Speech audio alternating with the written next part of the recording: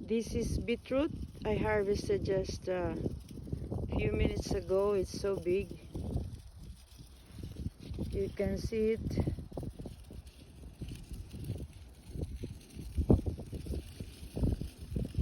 Maybe this is like 1 kilo of beetroot.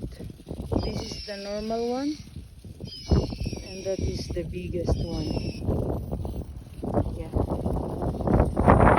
Means if you leave it for so long in the soil, it will continue to grow and absorb more minerals.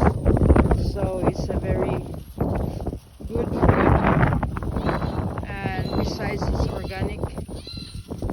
See, this is the harvest this autumn. It's so windy, very windy, but the farmer must do the job to have food to survive in the winter. You see the color of the trees, they're getting yellow and orange. The mountain is preparing the snow for the winter. Yes, it's cold, but this is life. Plant food, harvest food, eat and survive. Yes.